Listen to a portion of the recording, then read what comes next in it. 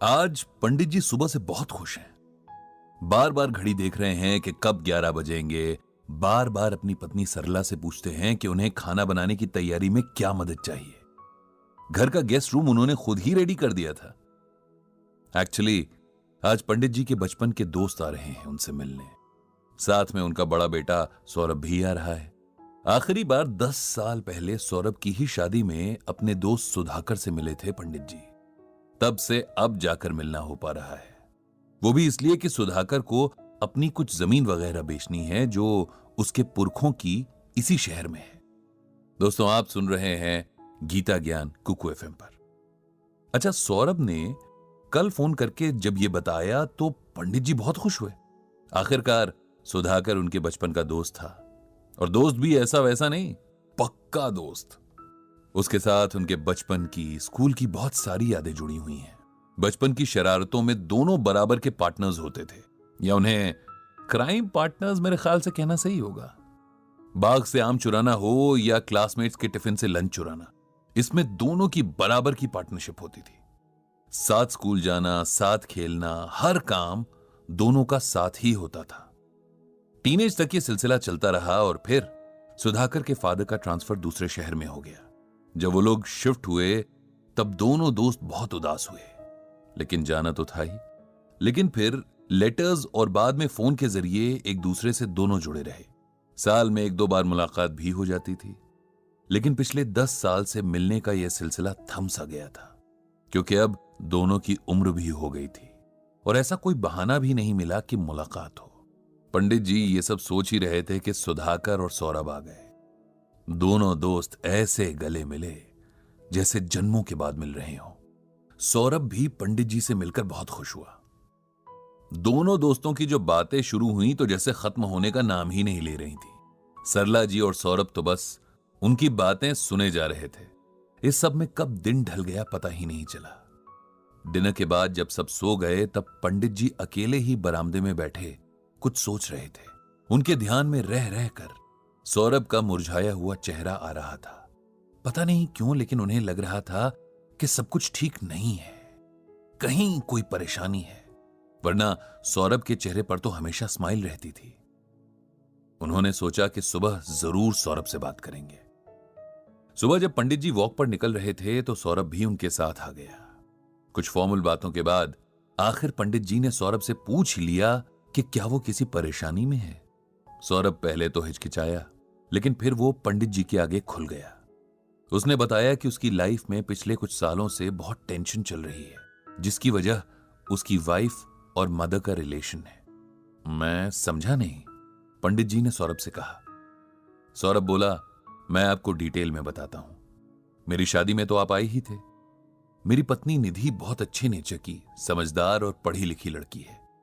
मेरी मां भी अच्छे नेचर की है, ये तो आप जानते ही हैं। शादी के कुछ वक्त बाद तक सब सही से चलता रहा, लेकिन फिर धीरे धीरे निधि और मां के बीच टेंशन बढ़नी शुरू हो गई। बहुत छोटी छोटी बातों से मिसअंडरस्टैंडिंग पैदा होनी शुरू होने लगी। दोनों को लगता था कि गलती हमेशा सामने वाले की है। पहले तो उन दोनों ने आपस में बात करके इश्यूज को सुलझाया, लेकिन धीरे धीरे उनके बीच बातचीत कम होने लगी और वो दोनों ही एक दूसरे की शिकायतें मुझसे करने लगी। मुझे समझ ही नहीं आता कि मैं क्या करूं, किसकी साइड लूं। मां को सही कहूं तो वाइफ नाराज हो जाएगी, और वाइफ को सही कहता हूं तो मां नाराज हो जाएगी। ये रोज रोज की लड़ाइयां अब इतनी बढ़ चुकी हैं कि मेरा ऑफिस से घर जाने का मन ही नहीं करता। पंडित जी को सौरभ की परेशानी अच्छे से समझ आ गई, लेकिन इसमें उनके दोस्त सुधाकर का रोल समझ नहीं आ रहा था। तुम्हारे पापा इस मामले में कुछ इंटरफेयर नहीं करते क्या? दोनों को समझाने की कोशिश नहीं करते? मेरे पापा का नेचर तो आप जानते ही हो, किसी भी तरह के लड़ाई झगड़े से वो दूर रहना पसंद करते हैं। फिर एज के साथ उनका ब्लड प्रेशर भी बढ़ा हुआ रहता है, इसीलिए हम भी नहीं चाहते कि उन्हें अननेसेसरी किसी टेंशन वाली सिचुएशन में घसीटें। एक ही घर में रहते हैं, इसीलिए पता तो उनको सब कुछ ही है, लेकिन वो सास बहू की लड़ाई में नहीं पड़ते। दोनों में से ना तो किसी को अच्छा कहते हैं ना बुरा। ये कहकर पंडित जी ने लंबी सांस ली। लेकिन ऐसा कब तक चलेगा? किसी न किसी को उन दोनों को साथ बिठाकर बात तो करनी ही पड़ेगी। क्या पता जब वो साथ बैठकर एक दूसरे से बात करेंगी तो उनकी मिसअंडरस्टैंडिंग्स दूर हो जाएं। मैंने कोशिश की थी अंकल, लेकिन कोई फायदा नहीं हुआ। निधि अब उस घर में और रहना नहीं चाहती और मैं इस उम्र में अपने पेरेंट्स को छोड़ना नहीं चाहता, लेकिन वाइफ को भी परेशान नहीं देख सकता। अब आप ही बताइए मुझे कि मैं क्या करूं। तुम्हारी सिचुएशन देखते हुए मैं तुम्हें गीता से एक श्लोक सुनाता हूं। इस श्लोक और उसके अर्थ को सुनने के बाद तुम्हें यह समझ आ जाएगा कि तुम्हारे परिवार में हो रही इस कलह का कारण क्या है। इस श्लोक को ध्यान से सुनो। उद्धेर्दात मनात्मानम नात्मानम अवसादयेत आत्मैम ह्यात्मनोम बंधुरात्मय वृपुरात्मनः। कुरुक्षेत्र के मैदान में भगवान कृष्ण अर्जुन से कहते हैं कि हे अर्जुन, ये आत्मा ही आत्मा की सबसे प्रिय मित्र है और आत्मा ही आत्मा की परम शत्रु भी है। इसीलिए आत्मा का उद्धार करना चाहिए, विनाश नहीं। जिस व्यक्ति ने आत्मज्ञान से इस आत्मा को जाना है उसके लिए आत्मा मित्र है, और जो आत्मज्ञान से दूर है उसके लिए आत्मा ही शत्रु है। अब इसका सिंपल वर्ड्स में मतलब सुनो। हम ये सोचते हैं कि फलाना इंसान हमारा दोस्त है और फलाना दुश्मन। इस सब में हम भूल जाते हैं कि शरीर तो आत्मा चला रही है। दो आत्माओं के पिछले जन्मों के कर्मों के कारण उनके अगले जन्मों में रिश्ते बनते या बिगड़ते हैं। तुम्हारी मां और पत्नी के कुछ पिछले जन्मों के रिश्ते होंगे, कुछ आपस के हिसाब किताब होंगे जो इस जन्म में भी उनके साथ आए हैं। इसी वजह से दोनों के बहुत समझदार होने के बावजूद ऐसी सिचुएशंस बनती जाती हैं कि उनके बीच सब खराब हो जाता है। अगर तुम और बाकी परिवार के लोग इस बात को समझ लो तो आधी परेशानी यहीं खत्म हो जाएगी। उसके बाद यह समझना है कि इस जन्म के कर्मों और उसके फल को आत्मा अगले जन्म तक लेकर जाएगी और फिर यह चक्र कभी खत्म नहीं होगा। इसीलिए इसी जन्म में जो भी अच्छे बुरे कर्म हैं उन्हें सेटल कर देना चाहिए। जितना हो सके हमें हर किसी में आत्मा देखनी चाहिए और समझना चाहिए कि हर सॉल्यूशन में हमें आत्मा के रोल को देखना है। किसी काम को करते हुए घमंड नहीं करना कि जी मैं ये।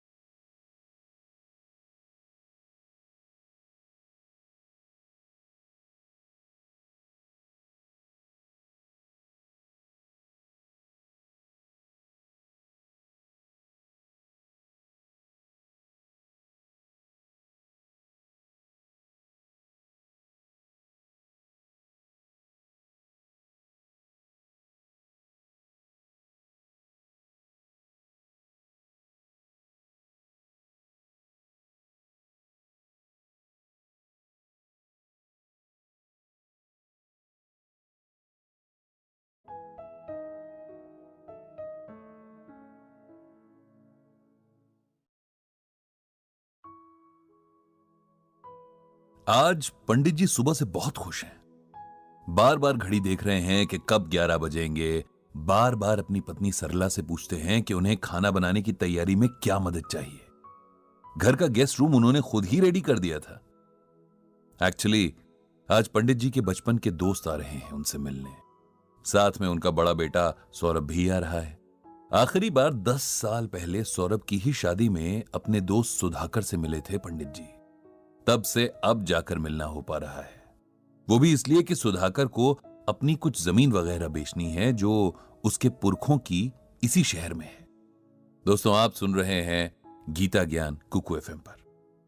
अच्छा, सौरभ ने कल फोन करके जब ये बताया तो पंडित जी बहुत खुश हुए।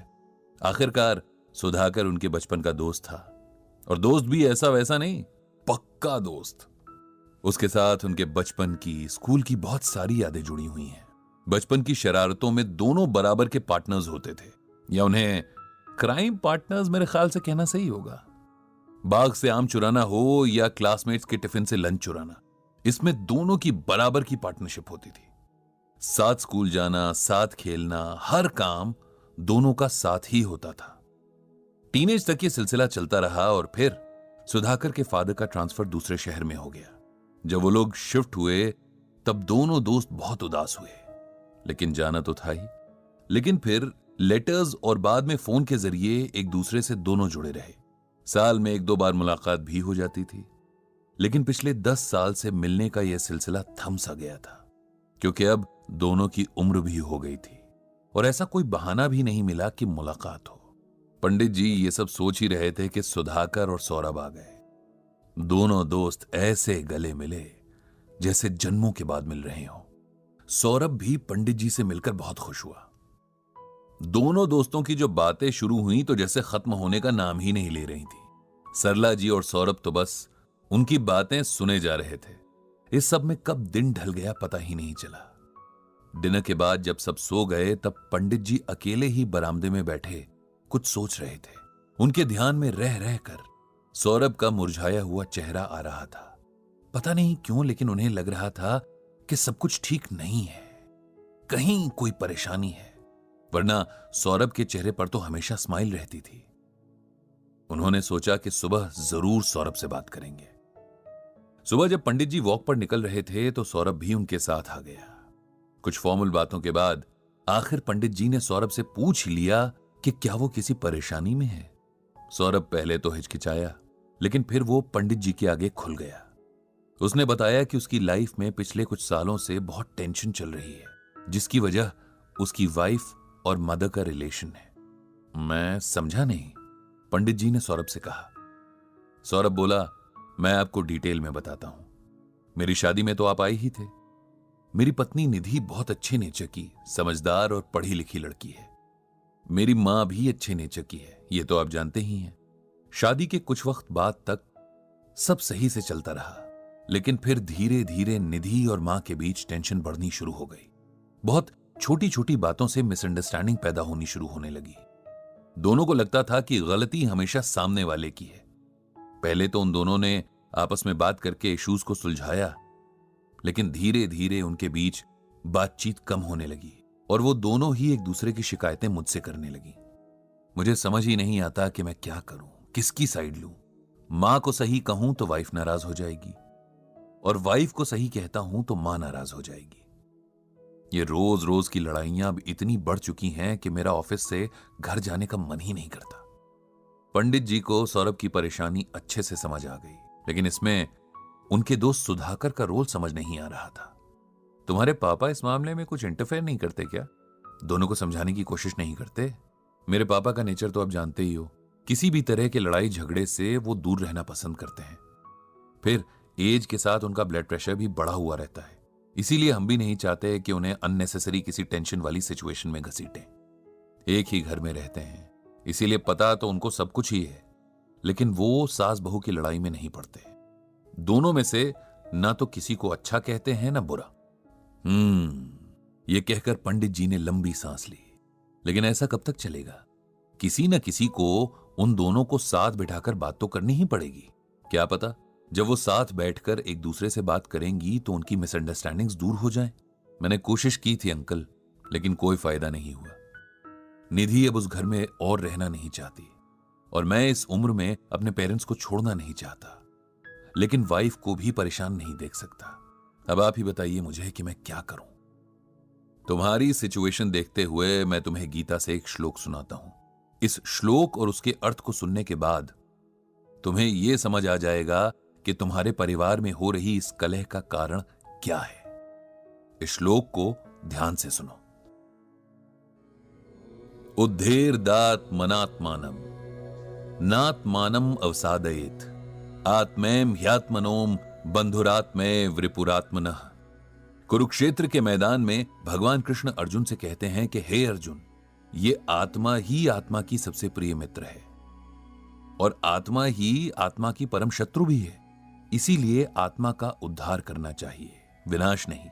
जिस व्यक्ति ने आत्मज्ञान से इस आत्मा को जाना है उसके लिए आत्मा मित्र है, और जो आत्मज्ञान से दूर है उसके लिए आत्मा ही शत्रु है। अब इसका सिंपल वर्ड्स में मतलब सुनो। हम ये सोचते हैं कि फलाना इंसान हमारा दोस्त है और फलाना दुश्मन। इस सब में हम भूल जाते हैं कि शरीर तो आत्मा चला रही है। दो आत्माओं के पिछले जन्मों के कर्मों के कारण उनके अगले जन्मों में रिश्ते बनते या बिगड़ते हैं। तुम्हारी मां और पत्नी के कुछ पिछले जन्मों के रिश्ते होंगे, कुछ आपस के हिसाब किताब होंगे, जो इस जन्म में भी उनके साथ आए हैं। इसी वजह से दोनों के बहुत समझदार होने के बावजूद ऐसी सिचुएशंस बनती जाती हैं कि उनके बीच सब खराब हो जाता है। अगर तुम और बाकी परिवार के लोग इस बात को समझ लो तो आधी परेशानी यहीं खत्म हो जाएगी। उसके बाद यह समझना है कि इस जन्म के कर्मों और उसके फल को आत्मा अगले जन्म तक लेकर जाएगी और फिर यह चक्र कभी खत्म नहीं होगा। इसीलिए इसी जन्म में जो भी अच्छे बुरे कर्म हैं उन्हें सेटल कर देना चाहिए। जितना हो सके हमें हर किसी में आत्मा देखनी चाहिए और समझना चाहिए कि हर सॉल्यूशन में हमें आत्मा के रोल को देखना है। किसी काम को करते हुए घमंड नहीं करना कि जी मैं ये कर रहा हूं। साथ ही दूसरों के कामों में भी यही सोचना है कि ये उस शरीर को चलाने वाली आत्मा का काम है। इसी तरह से सोचेंगे तो अगले व्यक्ति के प्रति गुस्सा या नफरत नहीं होगी। तुम्हारी पत्नी और मां के रिलेशन में जो भी हो रहा है वो इसी अज्ञान के कारण हो रहा है। अगर तुम उन्हें गीता ज्ञान को सही तरीके से समझा सको तो शायद उन्हें अब समझ भी आ जाएगा। सौरभ ने पंडित जी की बातें बड़े ध्यान से सुनी और समझने की कोशिश भी की, लेकिन यह सब उसके लिए बिल्कुल नया था, क्योंकि उसने इससे पहले कभी गीता ज्ञान को इतना सीरियसली सुना या पढ़ा नहीं था। पंडित जी ये बातें जानते थे, इसीलिए उसे गीता को पढ़ने के लिए कहा और जहां समझ ना आए तो उनसे पूछने को कहा। सौरभ ने भी हामी भरी और दोनों घर आ गए और पंडित जी ने भगवान श्री कृष्ण से सबके जीवन में शांति की प्रार्थना की। इस तरह से गीता ज्ञान का यह एपिसोड जो आप कुकू एफएम पर सुन रहे हैं यहीं खत्म होता है।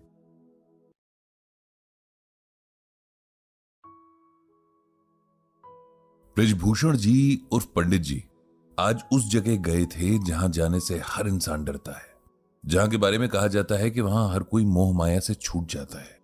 ये जगह शमशान कहलाती है, इंसान की जर्नी ऑफ लाइफ की लास्ट डेस्टिनेशन। अब सुन रहे हैं गीता ज्ञान कुकू एफएम पर। ब्रिजभूषण जी यानी पंडित जी वहां क्यों गए थे? भाई एक पड़ोसी की डेथ हुई थी, इसलिए अपना फर्ज निभाने गए थे। वैसे तो पड़ोसी काफी बुजुर्ग थे, अच्छी खासी जिंदगी और भले पूरे परिवार का सुख देख कर गए थे, लेकिन मृत्यु कितनी भी बड़ी उम्र में हो, अपनों को कौन जाने देना चाहता है। उनकी फैमिली के बच्चे बड़े सब रो रहे थे।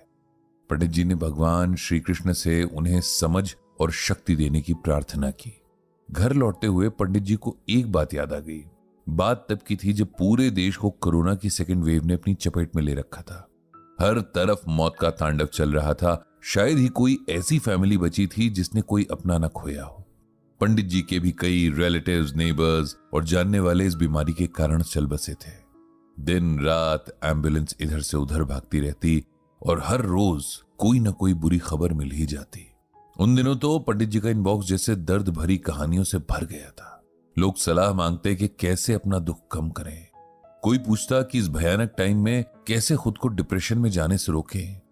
कोई तो यहां तक पूछ लेता कि ये वक्त कब बीतेगा। जितना हो पाता पंडित जी उतना लोगों को समझाने, उनका दुख बांटने की कोशिश करते। उन्हें गीता ज्ञान के जरिए लाइफ और डेथ की सच्चाई समझाते। लेकिन सच तो यही था कि इतने दुख के माहौल में वो खुद भी बेचैन होने लगे थे। इन्हीं मेल्स के बीच एक ऐसा मेल था जिसने पंडित जी की आंखों में भी आंसू भर दिए थे। लिखने वाले को समझाने से पहले उन्हें खुद को समझाना पड़ा था। खुद गीता पढ़नी पड़ी थी। आखिर थे तो वो भी इंसान ही। चाहे कितना भी समझा लें, भावनाओं के आगे ज्ञान कभी कभार छोटा पड़ ही जाता है। ये मेल एक लड़के का था जिसने कोविड की वजह से अपनी मां खो दी थी। मां जो उसके लिए सब कुछ थी। ये मेल कुछ इस तरह था। पंडित जी, आज मैं जितना डिप्रेस्ड हूं शायद पहले कभी नहीं हुआ। इस दुख को एक्सप्रेस करने के लिए मेरे पास शब्द तक नहीं है, और अगर होते भी तब भी कोई सुनने वाला नहीं है। मेरी लाइफ में एक ऐसी इंसान थी जो बिना बोले ही मेरा मूड समझ जाती थी। मेरी आवाज में अगर जरा सी उदासी होती तो वो एक बार में ही पकड़ लेती थी। वो मेरी मां थी। उसकी वजह से ही मैं था। अब वो नहीं है तो लगता है मेरा होना भी बेकार है। पंडित जी, मेरा नाम विपिन है। मैं 25 साल का हूं। मैं एक होटल में काम करता हूं। मेरी फैमिली में बस मैं और मेरी मां ही थे। वैसे देखा जाए तो मेरी काफी बड़ी फैमिली है। जिसमें मेरे पापा, दादी, चाचा, चाची और उनके बच्चे भी हैं। लेकिन ये फैमिली बस नाम के लिए है, क्योंकि इन्हें पिछले कई साल से मुझसे और मेरी मां से कोई मतलब नहीं रहा। उसके पीछे भी एक लंबी कहानी है। दरअसल मेरी मां बड़े गरीब घर से थी। उनके पिता ने छोटी एज में ही मेरे फादर से उनकी शादी करवा दी। मेरे पापा का डेयरी बिजनेस था और सही मायने में देखा जाए तो उन्हें वहां काम करने के लिए एक दिन रात के नौकर की जरूरत थी, जो सैलरी भी ना लेता और बिना कंप्लेंट के काम भी कर लेता। मेरी मां की शक्ल में उन्हें वो नौकरानी मिल गई थी। मेरे पापा का नेचर बहुत खराब था और खराब नेचर वाले कभी भी बिजनेस में अच्छा नहीं कर सकते। बिजनेस भी डूबने लगा था। शराब तो पहले से ही पीते थे, अब दिन रात शराब में ही डूबे रहते। नशे में मेरी मां को बहुत मारते। वो बेचारी दिन रात काम भी करती और मार भी खाती। सब कुछ चुप रहकर सहती, क्योंकि उसे मेरी फिक्र रहती। मैं तब इतना बड़ा हो गया था कि आसपास क्या हो रहा है ये मुझे समझ आने लगा था। मैं अपनी मां के लिए बहुत बुरा फील करता। कभी कभी मेरा मन करता कि मैं अपने फादर को पीट दूं, लेकिन मेरी मां मुझे हमेशा समझाती कि चाहे जैसे भी हैं वो मेरे फादर हैं, मुझे उनकी रिस्पेक्ट करनी चाहिए। पर सच ये है कि मैं कभी अपने फादर की ना तो रिस्पेक्ट कर पाया ना उनसे प्यार कर पाया। पापा की नशे की लत बढ़ने के साथ ही उनका मां के साथ बिहेवियर भी खराब होता जा रहा था। हालात यहां तक खराब हो गए थे कि मां को वहां से निकलना पड़ा, क्योंकि अब वहां उसकी जान को खतरा हो गया था। नाना जी के घर के हालात पहले ही बहुत खराब थे। फिर उनकी डेथ के बाद तो मां और मुझे वहां कोई पूछने वाला भी नहीं था। अब हम दोनों के आगे रोटी और छत की समस्या आ गई थी। मां ने अपनी जो कुछ थोड़ी बहुत ज्वेलरी थी वो बेची और एक किराए के कमरे और सिलाई मशीन का इंतजाम किया। मुझे जितना याद है उसमें बस मेरी स्ट्रगल करती मां है। छोटी छोटी चीजों के लिए दिन रात मेहनत करती मां है। किसी तरह मेरी मां ने मुझे पढ़ाया लिखाया।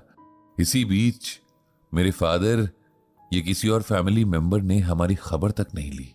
मेरी स्कूल की स्टडीज कंप्लीट होने के बाद मैंने भी ट्यूशंस लेना शुरू कर दिया था। साथ साथ मेरी कॉलेज की पढ़ाई भी चल रही थी। लगातार सिलाई के काम ने मां की आंखों को कमजोर कर दिया था।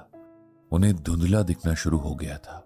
मैं कई बार कहता कि डॉक्टर को दिखा देते हैं, लेकिन वो कहती कि जब तेरी नौकरी लगेगी तब वो खुद किसी बड़े डॉक्टर के पास चली जाएगी।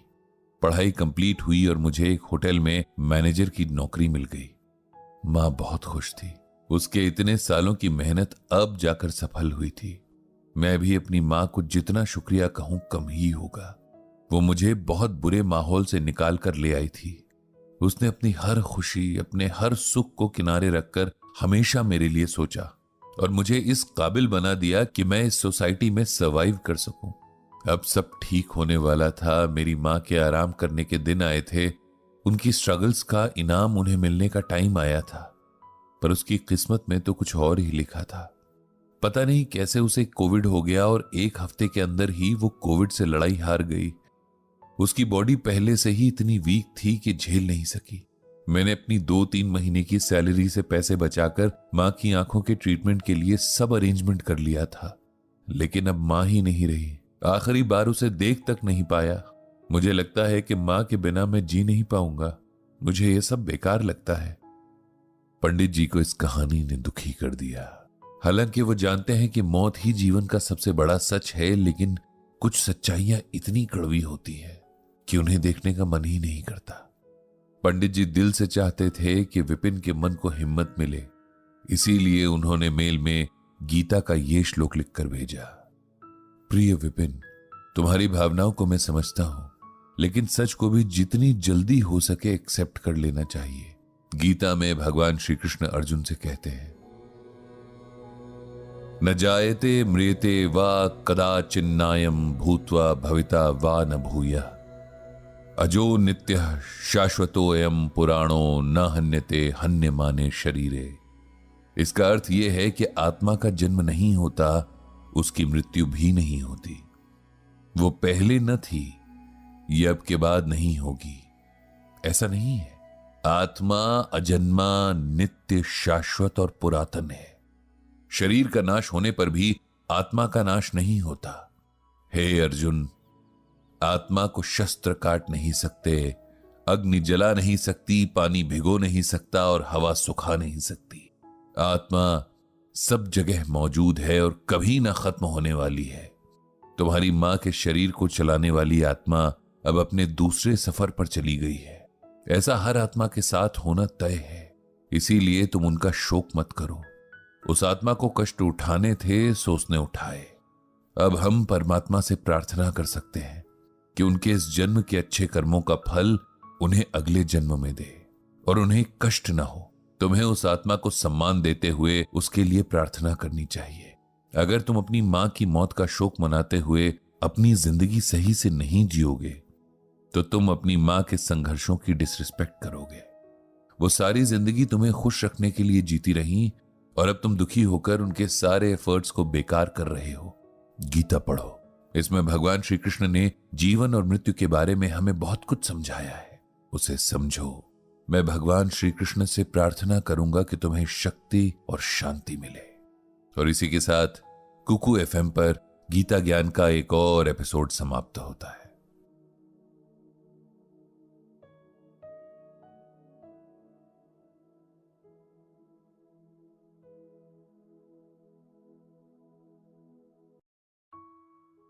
पिछले 2 दिनों से लगातार बारिश हो रही थी। ऐसा लग रहा था कि जैसे पूरे मॉनसून के बादल एक साथ बरस जाएंगे। सिर्फ बारिश होती तो फिर भी ठीक होता, लेकिन बारिश के साथ जो बिजलियां कड़क रही थीं और बीच बीच में जो तेज हवाएं चल रही थीं, वो माहौल को बहुत डरावना बना रही थी। पंडित जी ने अपनी पूरी जिंदगी में 2 दिन के अंदर इतनी बारिश नहीं देखी। बिजली नहीं है तो इंटरनेट भी नहीं है, इसीलिए ब्लॉग भी नहीं खोल पा रहे कि उधर ही कुछ टाइम काट लें। पंडित जी की पत्नी सरला भी इस लगातार हो रही मूसलाधार बारिश से बहुत परेशान है, क्योंकि वो घर में कैद होकर रह गई हैं। इंद्रदेव से प्रार्थना कर रही हैं कि अब बस भी कीजिए, बहुत हो गया। किसी तरह रात बीती और अगली सुबह बारिश थम गई। ऐसा लगा जैसे पूरा शहर नहा धोकर तरोताजा हो गया हो। पंडित जी रोज की तरह सुबह वॉक पर निकले तो हर तरफ पानी जमा हो रखा था। किसी तरह बचते बचाते पैर रख रहे थे, तभी दूर से उन्हें शर्मा जी आते दिखे। पंडित जी उन्हें देखकर बहुत खुश हुए। चलो, कोई तो मेरी तरह अपने नियम का पक्का है जो इस कीचड़ में भी वॉक पर निकल गया है। दोस्तों, यहां पर यह बताना जरूरी है कि आप सुन रहे हैं गीता ज्ञान कुकू एफएम पर। अब वापस चलते हैं पंडित जी पर। दुआ सलाम के बाद शर्मा जी ने पंडित जी से पूछा, जानते हैं पंडित जी, वो जो नदी पार बड़ा सा होटल बन रहा था ना, कल नदी में समा गया। ऐसा लगा जैसे 2 दिन ये बारिश उसी होटल को डुबोने के लिए हुई थी। नदी में ऐसी बाढ़ आई कि होटल की नींव तक पहुंच गई और उसे अपने साथ बहा कर ले गई। क्या? पंडित जी के मुंह से निकला। उन्हें वाकई बहुत हैरानी हुई और दिल में कहीं ना कहीं एक सेटिस्फैक्शन भी, क्योंकि वो जानते थे आज नहीं तो कल ऐसा कुछ होगा।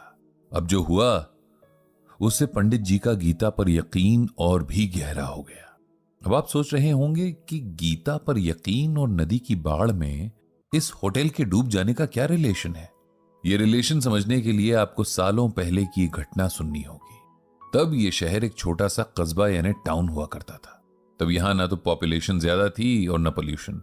लोग कम थे तो भीड़ भी कम थी। सड़कें खुली खुली और आसमान एकदम साफ नीले रंग का हुआ करता था। फिर धीरे धीरे यहां भी डेवलपमेंट के नाम पर पेड़ काटे जाने लगे।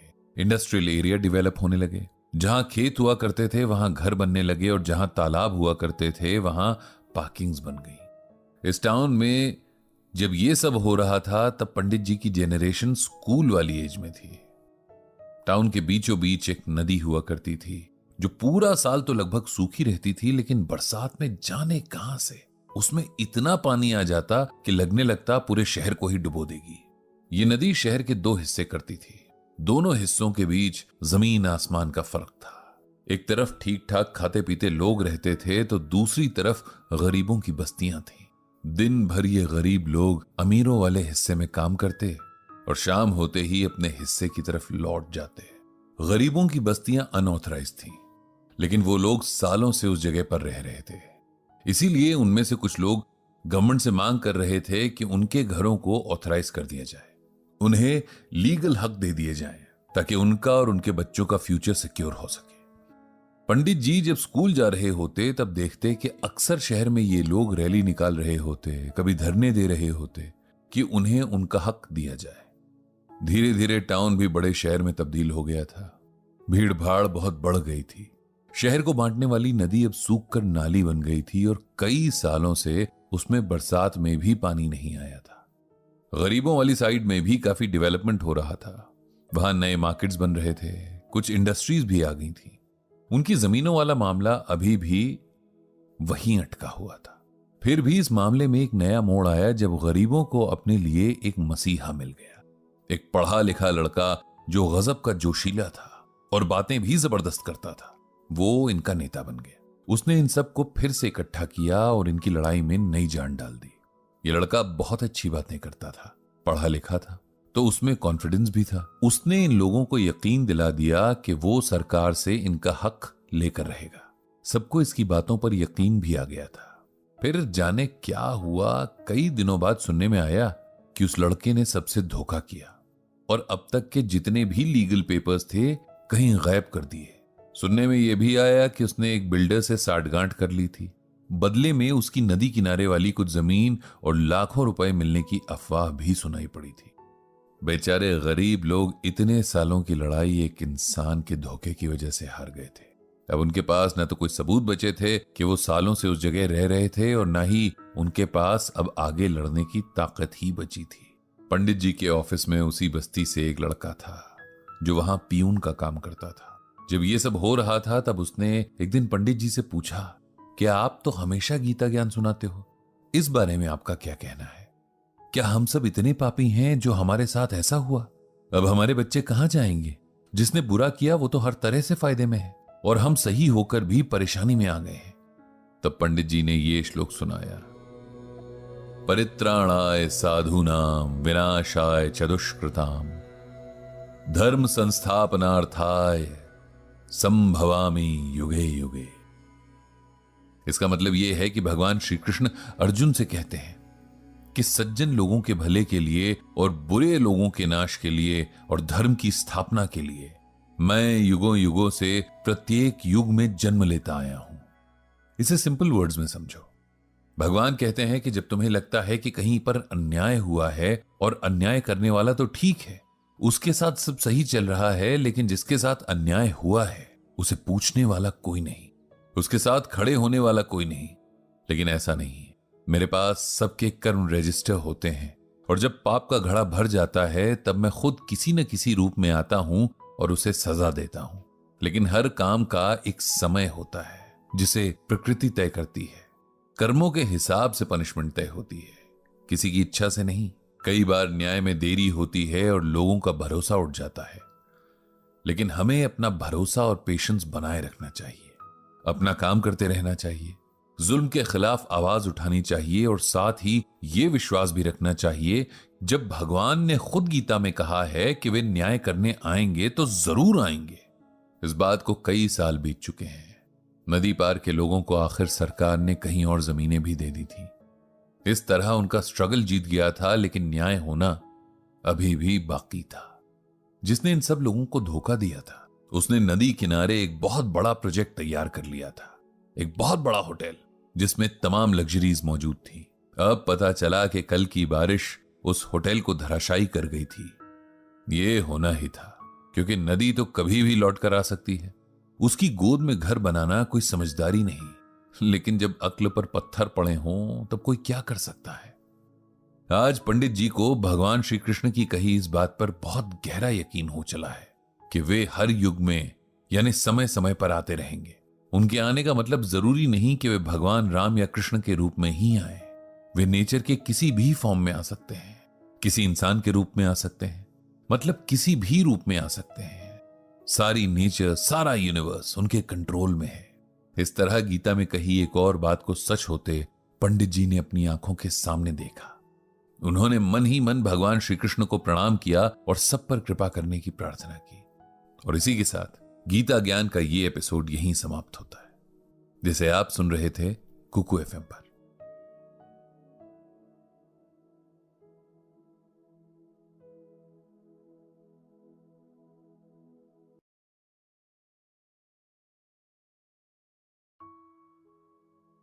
ब्रजभूषण जी उर्फ पंडित जी 2 दिन से एक उलझन में है।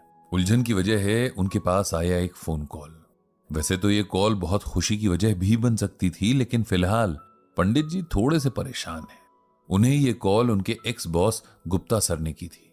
गुप्ता सर से पंडित जी के हमेशा अच्छे रिलेशन रहे। इसकी एक वजह तो खुद पंडित जी का अच्छा नेचर और काम के प्रति डेडिकेशन रहा। दूसरा, गुप्ता सर भी बहुत अच्छे इंसान थे, काम के मामले में बहुत प्रोफेशनल, लेकिन साथ ही अपने एम्प्लॉयज का भी बहुत ध्यान रखते थे, सबके सुख दुख में भी शामिल होते। वैसे गवर्नमेंट ऑफिसेज का माहौल अच्छा हुआ करता था। तब एक फैमिली की तरह सब एक दूसरे से कनेक्टेड रहते थे। काम का प्रेशर कम हुआ करता था तो लोग टेंशन में भी कम रहते थे। टेंशन कम होती थी तो आपस में प्यार से भी रहते थे। आज बहुत दिनों के बाद गुप्ता सर का कॉल आया तो पंडित जी को बहुत खुशी हुई। उन्होंने बताया कि वे पंडित जी के गीता ज्ञान ब्लॉग को बहुत इंटरेस्ट से पढ़ते हैं और इसमें रीडर्स के जो कमेंट्स आते हैं उन्हें भी। साथ ही पंडित जी जिस समझदारी से उनके आंसर्स देते हैं ये भी गुप्ता सर को बहुत पसंद आता है। बाय द वे, आप सुन रहे हैं गीता ज्ञान कुकू एफएम पर, ये ध्यान रहे।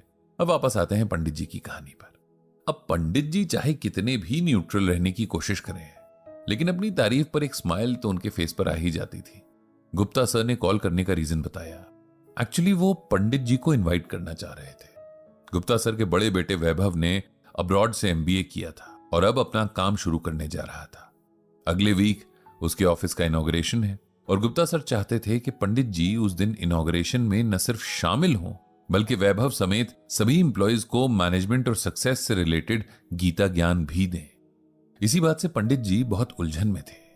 एक तरफ तो उन्हें खुशी थी कि उनके बॉस ने उन्हें इतनी इंपॉर्टेंस दी, लेकिन दूसरी तरफ उन्हें समझ नहीं आ रहा था कि वो वहां जाकर गीता से क्या सुनाएंगे, क्योंकि ये जेनरेशन, इसका काम, इसका वर्क कल्चर उनकी जेनरेशन और वर्क कल्चर से बिल्कुल अलग था। उन्हें बिल्कुल भी आइडिया नहीं था कि आजकल के खासकर प्राइवेट ऑफिसेज में क्या चैलेंजेस होते हैं, क्या टेंशन होती है, कॉलीग्स के आपसी रिलेशंस कैसे होते हैं। ऐसे में इस यंगर जेनरेशन को गीता ज्ञान देना अपने आप में एक बहुत बड़ा चैलेंज था। पंडित जी को उलझन में देखकर उनकी पत्नी सरला जी ने पूछा, ऐसी क्या बात है जिसने पंडित जी को टेंशन में ला दिया है? पंडित जी ने हंसकर कहा कि टेंशन तो नहीं, लेकिन एक उलझन है। और फिर उन्होंने सरला जी को सारी बातें बता दी। सरला जी को उनकी बात सुनते ही उनकी उलझन का सलूशन भी नजर आ गया। वो हंसते हुए बोली कि आपको 2 दिन से भी ध्यान नहीं आया कि आपके 2 बेटे प्राइवेट सेक्टर में जॉब कर रहे हैं।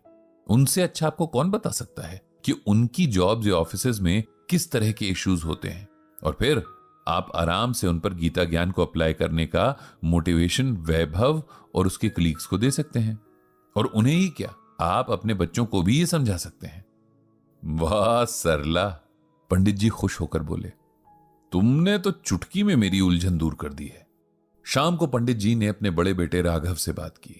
उसे बहुत खुशी थी कि उसके फादर को यंग जेनरेशन से इंटरैक्ट करने का मौका मिल रहा था। जब पंडित जी ने उससे सवाल किया कि उसकी जेनरेशन को ऑफिस में किस तरह की प्रॉब्लम्स का सामना करना पड़ता है, किस तरह की टेंशन्स रहती हैं, वर्क कल्चर कैसा रहता है, तब राघव ने उन्हें बहुत डिटेल में बताया। पंडित जी हैरान थे कि इतनी कम उम्र में इन बच्चों पर कितना प्रेशर है, कैसे इनका एक एक मिनट टेंशन में बीतता है, खुद को प्रूव करने के लिए कितना टफ कंपटीशन रहता है कि सब एक दूसरे के दुश्मन बन जाते हैं। राघव ने कहा, यह सब तो आज के टाइम का एक बिटर ट्रूथ है जिससे हम भाग नहीं सकते। उससे बात करने के बाद पंडित जी ने अपनी श्रीमद् भागवत गीता खोल दी। वे दिल से चाहते थे कि अगर इनमें से 1-2 बच्चों को भी गीता से कुछ सिखा पाएं, समझा पाएं, तो उन्हें लगेगा कि कुछ किया है। बहुत देर तक गीता ज्ञान में गोते लगाने के बाद आखिर पंडित जी के हाथ कुछ मोती लग ही गए थे। जिस दिन गुप्ता सर के बेटे के ऑफिस का इनॉग्रेशन था, उस दिन सुबह सुबह ही पंडित जी सरला जी के साथ तैयार होकर वहां पहुंच गए थे। उन्हें बहुत खुशी हो रही थी कि मॉडर्न फैसिलिटीज वाले इस ऑफिस की शुरुआत प्रॉपर पूजा पाठ और हवन के साथ हो रही थी। नई सोच के साथ खानदानी संस्कारों का यह जोड़ उन्हें बहुत अच्छा लगा था। जब पूजा पाठ और हवन संपन्न हो गया, तब कॉन्फ्रेंस हॉल में बैठे गुप्ता सर ने बड़ी रिस्पेक्ट के साथ पंडित जी का इंट्रोडक्शन दिया। पंडित जी झिझकते हुए आगे बढ़े और गुप्ता सर के पास पहुंच गए। उन्होंने सर को धन्यवाद कहा और वैभव के साथ सारे स्टाफ को बेस्ट विशेस भी दी। अब पंडित जी ने सबके साथ श्रीमद् भगवत गीता से चुने हुए कुछ मोती बांटना शुरू किया। प्यारे बच्चों, मुझे बहुत खुशी है कि आप लोगों ने अपनी लाइफ के बहुत बड़े स्टेप को आज लिया है। मैं भगवान श्री कृष्ण से प्रार्थना करूंगा कि आप सबको सक्सेस दें। अब मैं आपको भगवान श्री कृष्ण के कुछ वचन सुनाना चाहता हूं और उम्मीद करता हूं कि इससे आपको कुछ हेल्प मिलेगी। पहला श्लोक कुछ इस तरह से है। योगस्थः कुरु कर्माणि संग त्यक्त्वा धनंजय सिद्धये सिद्धयोः समो भूत्वा समत्वम योग उच्यते। इस श्लोक का अर्थ कुछ इस तरह से है। भगवान श्री कृष्ण अर्जुन से कहते हैं कि हे धनंजय, कर्म न करने का आग्रह त्याग कर यश अपयश के विषय में संबुद्धि होकर योग धर्म का अर्थ होता है कर्तव्य। अब इसे सिंपल वर्ड्स में समझाता हूं। हम लोग धर्म का सही मतलब ही नहीं जानते। हमें लगता है धर्म का मतलब पूजा पाठ करना, व्रत उपवास करना, तीर्थ यात्राएं करना या रोज मंदिर जाना है, जबकि धर्म सिर्फ यही नहीं है। भगवान श्री कृष्ण ने गीता में कर्तव्य यानी ड्यूटी को ही धर्म कहा है। भगवान कहते हैं कि अपनी ड्यूटी को पूरा करने में कभी यश अपयश और नफा नुकसान नहीं देखना चाहिए। इससे पहले यह क्लियर होना चाहिए कि हमारी ड्यूटी क्या है। ड्यूटी का मतलब प्रोफेशनल ड्यूटीज ही नहीं, पर्सनल ड्यूटीज भी हैं। अपने परिवार और अपनी सोसाइटी के प्रति हमारी रिस्पॉन्सिबिलिटीज तय होना जरूरी है। जब ये तय होगा तब लाइफ में हमारी प्रायोरिटीज भी सेट होंगी और हर काम के लिए बेटर रिजल्ट्स मिलेंगे और मन भी शांत रहेगा। मन में शांति होगी तो हर काम अच्छा होगा। अपनी ड्यूटीज को पूरा करते हुए कभी नफा नुकसान नहीं देखना है। अगर आपको लगता है कि आप सही हैं, तब अपना काम करते जाना है। दूसरा श्लोक इस तरह से है। नास्ति बुद्धिर युक्तस्य न चायुक्तस्य भावना न चाभावयतः शांतिर शांतस्य कुतः सुखम। इस श्लोक का मतलब इस तरह है। योग रहित पुरुष में निश्चय करने की बुद्धि नहीं होती और उसके मन में भावना भी नहीं होती। ऐसे भावना रहित पुरुष को शांति नहीं मिलती और जिसे शांति नहीं, उसे सुख कहां से मिलेगा। इसे सिंपल वर्ड्स में ऐसे समझिए कि हम में से हर कोई व्यक्ति अपने लिए सुख चाहता है। इसके लिए हम सारी जिंदगी भटकते रहते हैं, मेहनत करते हैं, एक दूसरे से लड़ते झगड़ते हैं, लेकिन हम भूल जाते हैं कि सुख बाहर नहीं, हमारे अपने मन में है। हम लोग सुख को बाहर ढूंढते हैं और वो कभी भी नहीं मिलता। जिसे कुछ देर के लिए मिले भी तो फिर खो जाता है। सबसे जरूरी बात जो हमें समझनी है वो ये है कि जिसके मन में शांति ना हो, उसे कभी सुख नहीं मिल सकता। इसीलिए सुख पाने के लिए मन पर कंट्रोल होना बहुत जरूरी है। आपके टारगेट्स पूरे होने का सुख, प्रमोशन का सुख, सब टेम्पररी है अगर आपके मन में शांति नहीं है। इसीलिए पहले अपने मन को शांत रखें। अगर ये हो गया तो कुछ भी इम्पॉसिबल नहीं है। इसके बाद पंडित जी ने कुछ और गीता ज्ञान की बातें शेयर की, सुनने वालों के कुछ डाउट्स क्लियर किए और बहुत सारे सवालों के जवाब दिए। ये एक बहुत ही इंटरैक्टिव सेशन था जिसमें पंडित जी ने भी बहुत कुछ सीखा। जल्द फिर आने का प्रॉमिस करके पंडित जी और सरला जी वापस आ गए और इस तरह कुकू एफएम पर गीता ज्ञान का ये एपिसोड यहीं खत्म होता है।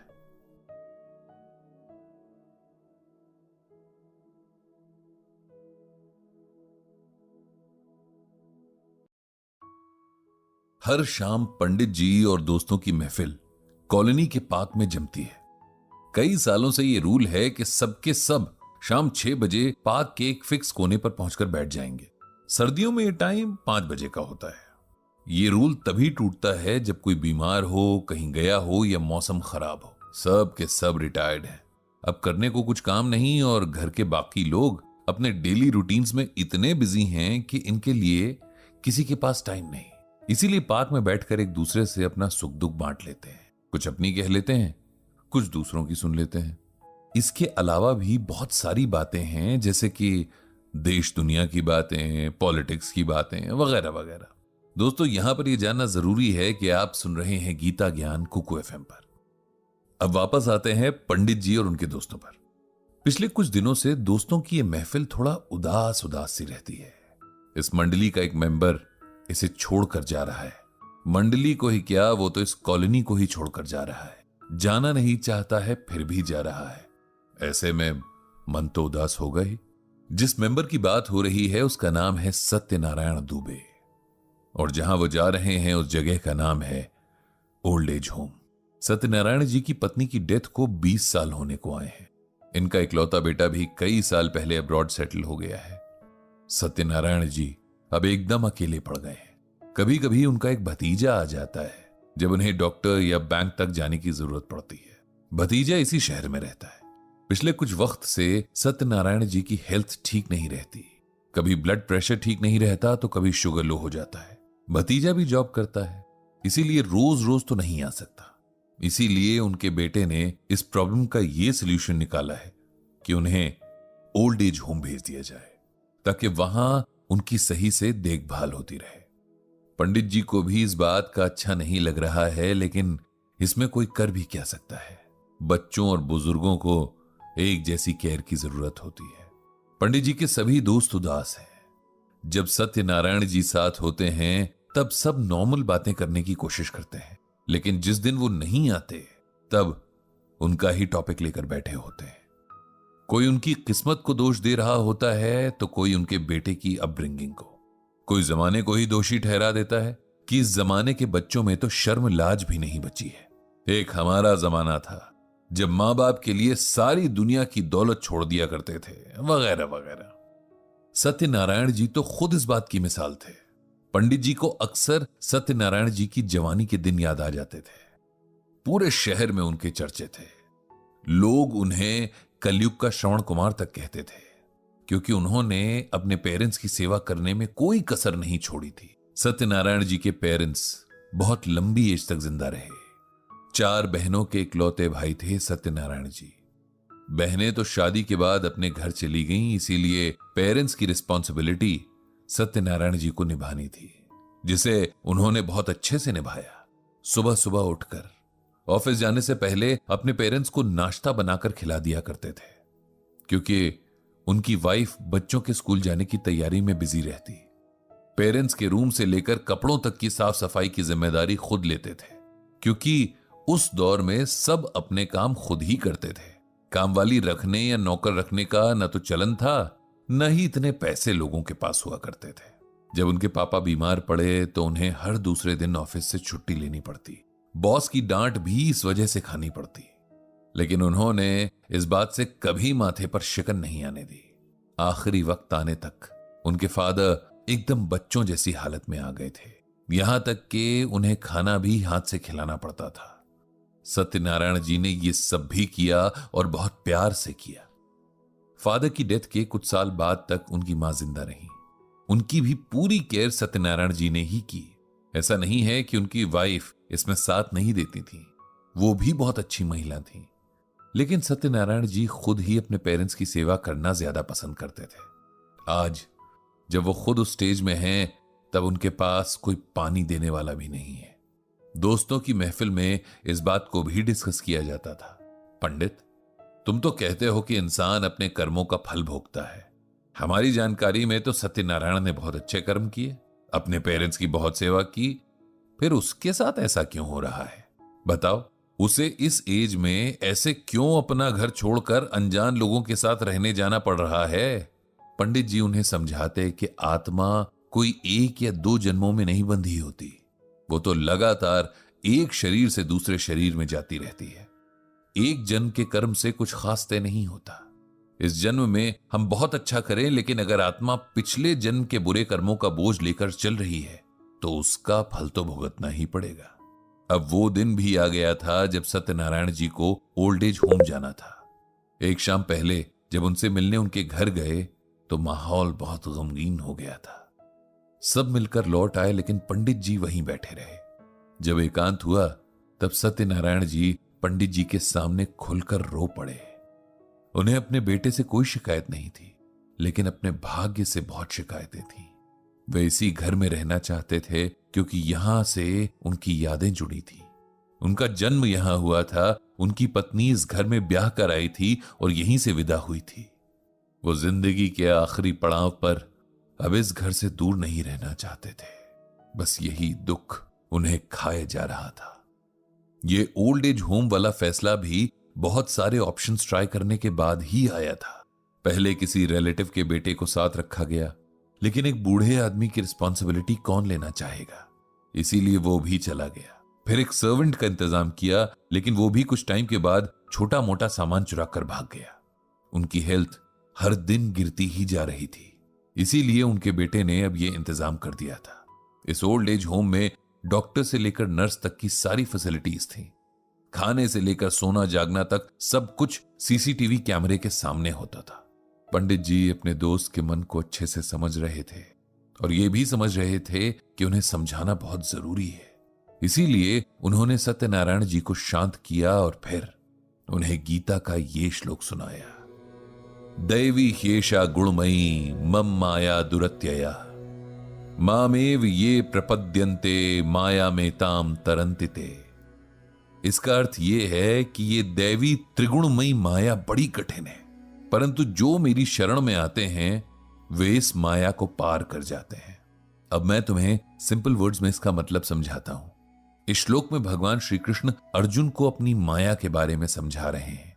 वही माया जो हमारे मन में चीजों, लोगों और जगहों के लिए मोह पैदा करती है। भगवान श्री कृष्ण इस श्लोक में ये एक्सेप्ट करते हैं कि अहंकार से भरे हुए और सेल्फ सेंटर्ड लोगों के लिए मेरी माया से पैदा हुए मोह को पार कर पाना इम्पॉसिबल है। अहंकार का मतलब ये है कि फलानी चीज मेरी है, वो मेरा बेटा है, भाई है, ये मेरा घर है, ऐसी सोच। माया भी मैं ही लोगों के मन में भरता हूं, क्योंकि तभी तो ये दुनिया चलेगी। लेकिन अगर इंसान इस माया को समझते हुए अपनी जिंदगी चलाए तो सारे दुखों से बच सकता है। इस माया को समझने के बाद जो मेरी शरण में आ जाते हैं, मतलब मेरा ध्यान करते हैं, मेरे बताए अनुसार चलते हैं, वो इस मोह के जंजाल से पार निकल जाते हैं। इसीलिए मेरे प्यारे दोस्त, तुम भी चीजों के मोह से बाहर निकलो। ये घर, यहां से जुड़ी यादें उसी माया का रूप है। ये तुम्हारे मन को जकड़े हुए हैं। जैसे ही तुम इससे खुद को फ्री कर दोगे, तुम्हें सब कुछ इजी और अच्छा लगने लगेगा। अब तक हमने जैसा भी जीवन जिया वो जी लिया, लेकिन अब भगवान की शरण में ध्यान लगाने का वक्त है। इस बात को समझ लोगे तो आगे का सफर आसान हो जाएगा। इतना कहकर पंडित जी अपने दोस्त से गले मिले और मिलते रहने का प्रॉमिस करके अपने घर के लिए निकल गए। चलते हुए उन्होंने भगवान श्री कृष्ण से सत्यनारायण जी को शक्ति और पेशेंस देने की प्रार्थना की। और इसी के साथ गीता ज्ञान का यह एपिसोड यहीं खत्म होता है, जिसे आप सुन रहे थे कुकू एफएम पर।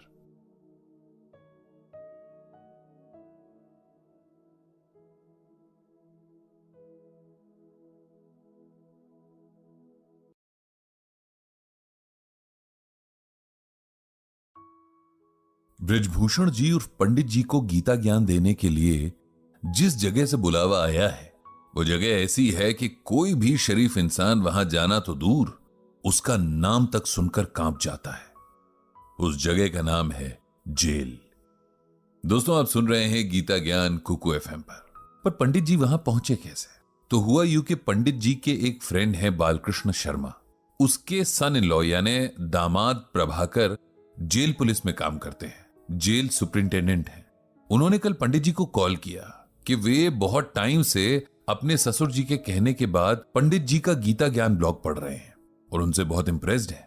वे चाहते हैं कि पंडित जी उनकी जेल में कैदियों को गीता ज्ञान के कुछ सेशंस दें। उन्होंने बताया कि जेल में इस तरह की बहुत सारी एक्टिविटीज चलती रहती हैं ताकि कैदी भी थोड़ा स्पिरिचुअलिटी की तरफ आए और उनमें कुछ सुधार हो। पंडित जी ने उनके इस इनविटेशन को बहुत खुशी से एक्सेप्ट कर लिया। अगर सोसाइटी का कुछ भी भला उनकी वजह से हो सकता है तो उन्हें इसमें खुशी ही मिलती है। प्रभाकर और उन्होंने एक संडे का दिन तय किया कि इस दिन वे कैदियों को 1 घंटे का सेशन देंगे। अगर सब ठीक रहा तो धीरे धीरे सेशन का टाइम बढ़ाएंगे। फिर क्या था, संडे के दिन सुबह 10 बजे पंडित जी प्रभाकर के साथ जेल पहुंच गए। जैसा उन्होंने सुना या फिल्मों में देखा था, जेल वैसी डरावनी जगह भी नहीं थी। सब कैदी अपने कामों में बिजी थे। कोई फर्नीचर बनाने का काम कर रहा था तो कोई सब्जियों की क्यारियों में पानी डाल रहा था, कोई कपड़े सी रहा था तो कोई रद्दी पेपर से एनवेलप्स बना रहा था। कुल मिलाकर सब अपने काम में लगे थे।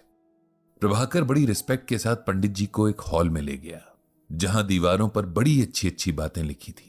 पंडित जी और प्रभाकर के बैठने के लिए वहां कुर्सी लगी हुई थी और कैदियों को बैठने के लिए फर्श पर दरी बिछाई गई थी। अब धीरे धीरे सभी कैदी हॉल के अंदर आने लगे।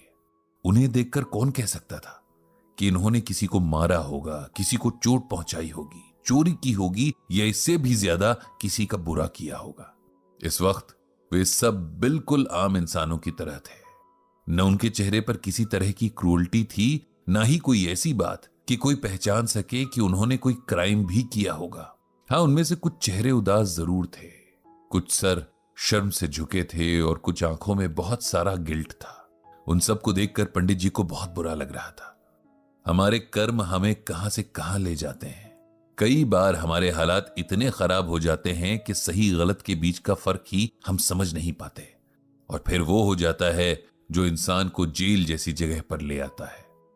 खैर, अब जो हो चुका उसे तो बदला नहीं जा सकता, लेकिन आगे के लिए कुछ बेटर किया जा सकता है, पंडित जी ने अपने मन में सोचा। प्यारे दोस्तों, मेरा नाम ब्रजभूषण है, लेकिन प्यार से सब लोग मुझे पंडित जी कहकर बुलाते हैं। मैं कोई पूजा पाठ करने वाला पंडित नहीं हूं, बस किसी ने यह नाम दे दिया है तो बस सब यही कहकर बुलाते हैं। आपके सुपरिंटेंडेंट साहब ने बहुत प्यार से मुझे आपके बीच बुलाया तो मुझसे रहा नहीं गया। मैं भी आपसे मिलना चाहता था, इसीलिए आ गया।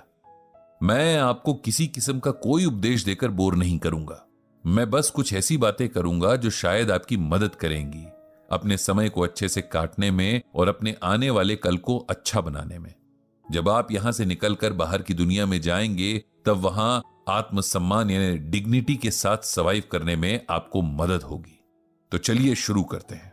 सबसे पहले मैं चाहूंगा कि आप लोग मुझसे जो भी आपके मन में सवाल है वो पूछें, जो भी आप फील करते हैं या जिन क्वेश्चंस के आंसर आपको नहीं मिल रहे हैं। मैं कोशिश करूंगा कि श्रीमद् भगवद गीता, जो कि खुद भगवान की वाणी है, उसमें ढूंढकर आपके सवालों के जवाब दे सकूं। अगर आज मुझे जवाब ना भी पता हो तो अगले सेशन में आपके लिए जवाब ढूंढकर लाने की पूरी कोशिश करूंगा। तो जिसे भी कुछ पूछना हो पूछ सकता है। पूरे हॉल में सन्नाटा सा छा गया। ऐसा नहीं था कि किसी के मन में सवाल नहीं थे, बल्कि शायद ही कोई होगा जिसके मन में सवाल ना हो, लेकिन एक हिचक थी कि कैसे पूछें। खुद को लेकर इतना गिल्ट था कि कॉन्फिडेंस खत्म सा हो गया था। पंडित जी ने एक बार फिर कहा कि आप लोग ये ना सोचें कि आपके सवाल से मैं या सुपरिंटेंडेंट साहब या आपके बाकी साथी क्या सोचेंगे। आप बस पूछिए जो कुछ भी मन में है। तब एक यंग सा लड़का खड़ा हुआ। वो बहुत दुबला पतला सा था। उसके चेहरे पर गहरी उदासी थी, जैसे उसने जीवन की उम्मीद ही खो दी थी। सर, मेरा नाम राहुल है। मेरी एज 24 साल है, 24 इयर्स। मैं यहां चोरी के इल्जाम में कैद हूं। वो चोरी जिसके बारे में मैंने खुद ही पुलिस स्टेशन में जाकर बात की थी, बताया था कि मैंने की है। मैं आपसे जानना चाहता हूं कि जो गिल्ट मुझे दिन रात खाए जा रहा है उससे मैं बाहर कैसे निकलूं। मेरी बॉडी तो यहां सजा काटकर फ्री हो जाएगी, लेकिन मेरा मन इस गिल्ट से कैसे फ्री होगा।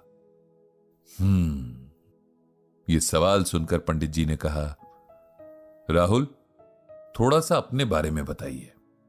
सर, मैं एक मिडिल क्लास फैमिली से हूं। मेरे माँ बाप बहुत पैसे वाले तो थे नहीं, लेकिन सोसाइटी में उनकी इज्जत थी। हम 3 भाई बहन हैं। मेरी दोनों बहनें बहुत अच्छी हैं, पढ़ाई में बहुत सिंसियर हैं और माँ बाप की बातें मानने वाली हैं। शुरू में मैं भी ऐसा ही था, लेकिन टीनेज में आते आते गलत संगत में पड़ गया और वहीं से मेरी बर्बादी शुरू हो गई।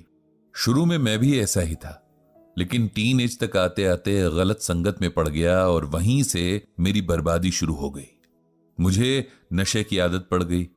मैं स्कूल बंक करने लगा, घर से पैसे चुराकर उनसे खुद और अपने दोस्तों को नशा कराता। अब स्कूल से मेरे घर कंप्लेंट्स आने लगी तो मेरे पेरेंट्स ने मुझ पर सख्ती करना शुरू कर दिया। इस बात ने मुझे और भी जिद्दी बना दिया। मैं हर तरीके से उन्हें परेशान करता।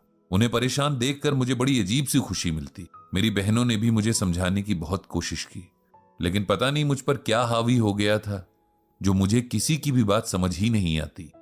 फिर मेरी बड़ी सिस्टर की शादी तय हो गई। पूरी फैमिली इसकी तैयारियों में बिजी थी। मेरे फादर ने सालों से मेहनत करके सेविंग्स करके जो पैसे बचाए थे उनसे सिस्टर के लिए ज्वेलरी वगैरह का अरेंजमेंट किया था।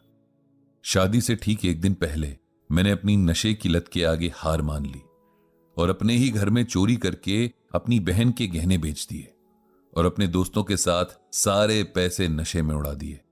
जब इस बात का मेरे फादर को पता चला तो उन्हें हार्ट अटैक आ गया। किसी तरह उनकी जान बची, लेकिन बहन की शादी टूट गई क्योंकि ससुराल में मेरी इस हरकत का पता चल गया था। मुझे सबका इतना अफसोस हुआ कि मैंने खुद ही थाने जाकर अपनी चोरी की बात कबूल कर ली, क्योंकि मेरे पेरेंट्स ने चोरी की रिपोर्ट की थी। इसीलिए मुझे अरेस्ट कर लिया गया। मेरे पिताजी मुझसे इतना नाराज थे कि उन्होंने पुलिस को मुझे जेल में ही रखने को कहा। मतलब उन्होंने अपनी रिपोर्ट वापस नहीं ली। इस तरह मैं तब से जेल में हूं। मुझे अपनी गलती का पूरा एहसास है। मैं सुधरना भी चाहता हूं, लेकिन मुझे लगता है अब मुझे कोई माफ नहीं करेगा। अगर मैं यहां से बाहर गया तो मेरा फ्यूचर नहीं होगा। मेरा गिल्ट मुझे अंदर ही खाए जा रहा है। मैं क्या करूं पंडित जी कि मुझे इस गिल्ट से छुटकारा मिले। राहुल, मैंने तुम्हारी बात सुनी और समझ ली है। मुझे खुशी है कि तुम्हें अपनी गलती का एहसास हुआ और अब तुम सुधरना भी चाहते हो। रही बात गिल्ट की, तो जब तुम्हें अपनी गलती का पूरा एहसास है तब इसे अपने मन में मत पालो। गीता में भगवान श्री कृष्ण कहते हैं कि अपि चेत्सु दुराचारो भजते मामन्य भाक साधुरेव स मंतव्यः सम्यक व्यवसितो ही सह। यह श्लोक गीता के 9वें अध्याय में है। इसका मतलब है कि यदि कोई बहुत ही दुराचारी व्यक्ति भी प्रेम व भक्ति के अनन्य भाव से हमको भजता है तो वो साधु है, क्योंकि उसने भली भांति निश्चय कर लिया है कि परम पिता परमेश्वर कृष्ण के भजन के समान अब अन्यत्र कहीं कुछ नहीं है। सिंपल वर्ड्स में कहूं तो जिस पल तुमने अपना जुर्म मान लिया और उसे ना दोहराने का खुद से वादा कर लिया, तुम उसके बोझ से मुक्त हो गए। तुम्हारे शरीर को तो दुनिया के कानून के हिसाब से सजा मिल ही रही है, लेकिन तुम अपने मन को अगर भगवान श्री कृष्ण को डेडिकेट कर दोगे तो वो शांत हो जाएगा। उसे इस जुर्म की सजा से मुक्ति मिल जाएगी और तब तुम बाहर जाकर भी शांति से जी पाओगे। तुमने जो भी अपराध किया, जानबूझकर या अनजाने में, उसकी सजा मिलना तय है। लेकिन अगर तुम खुद को अभी संभाल लो, आगे से ये ना करने की ठान लो, तो आने वाले जीवन और जन्मों को सुधार लोगे। मैं तुम्हारे अच्छे फ्यूचर की कामना करता हूं। इसके बाद पंडित जी से और भी कैदियों ने सवाल पूछे, जिनमें से कुछ के जवाब उन्होंने दिए, कुछ के अगले सेशन के लिए रख दिए। इस तरह 1 घंटे का यह सेशन समाप्त करके पंडित जी वहां से चले गए। और इस तरह कुकू एफएम पर गीता ज्ञान का यह एपिसोड अब यहीं खत्म होता है। जाने अंजनी स्टोरी चैनल पर बने रहने के लिए आपका धन्यवाद। आगे की ऑडियो सुनने के लिए हमारे चैनल पर बनी रहिए।